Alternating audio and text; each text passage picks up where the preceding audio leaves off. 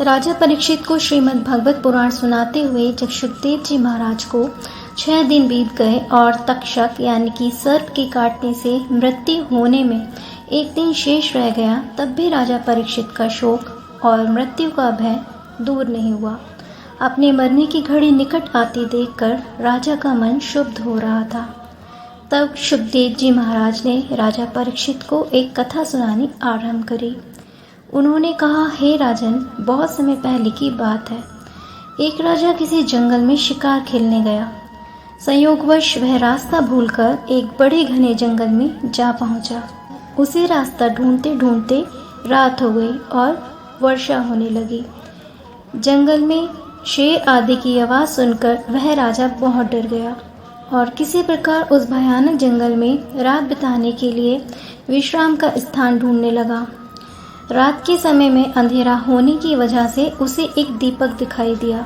वहां पहुंचकर उसने एक गंदे बहेलिए की झोपड़ी देखी। वह बहेलिया ज़्यादा चल फिर नहीं सकता था, इसलिए झोपड़ी में ही एक ओर उसने मलमूत्र त्यागने का स्थान बना रखा था। अपने खाने के लिए जानवरों का मांस उसने झोपड़ी की छत पर लटका रखा था। बड़ी गंदी, छोटी, अंधेरी और दुर्गंध युक्त वह झोपड़ी थी।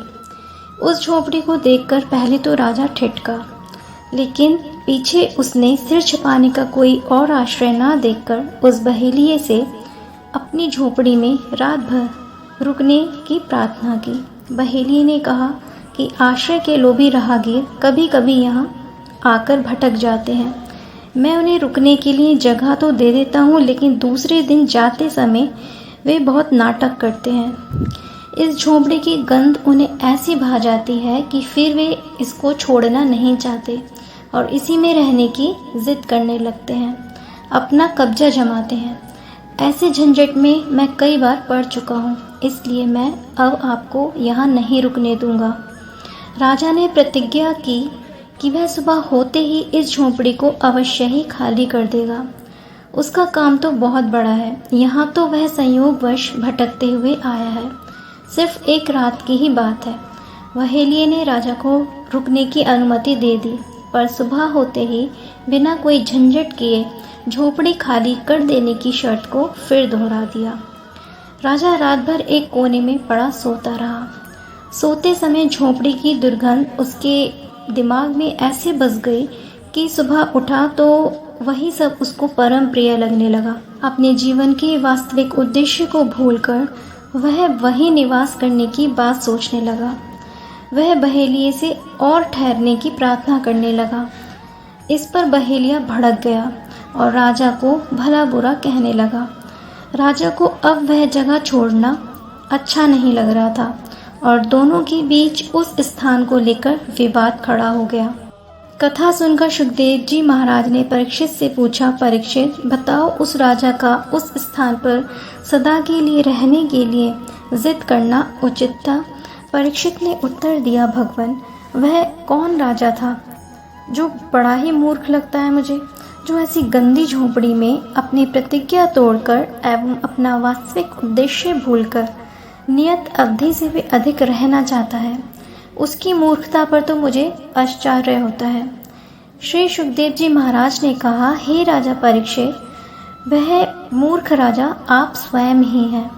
इस मल मूत्र की गठरी यानी कि देह में जितने समय आपकी आत्मा को रहना आवश्यक था, वह अवधि तो कल समाप्त हो रही है। अब आपको उस लोक जाना है जहाँ से आप आए हैं, फिर भी आप झंझट फैला रहे हैं और मरना नहीं चाहते। क्या यह आपकी मूर्खता नहीं है? राजा परीक्षित का ज्ञान जाग गया और वे बंधन मुक्ति के लिए साहस तैयार हो गए। सो गाइस, वास्तव में यही सत्य है।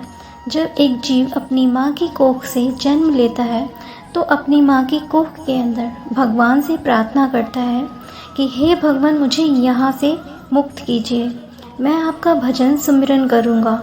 और जब वह जन्म लेकर इस संसार में आता है तो राजा परीक्षित की तरह हैरान होकर सोचने लगता है कि मैं ये कहाँ आ गया। फिर उस गंध से भरी झोपड़ी की तरह उसे यहाँ की खुशबू ऐसी भा जाती है कि वह अपना वास्तविक उद्देश्य भूलकर यहाँ से जाना ही नहीं चाहता। यह राजा परीक्षित की कथा ही नहीं है, यह मेरी और आपकी भी कथा है। जय शिव शक्ति।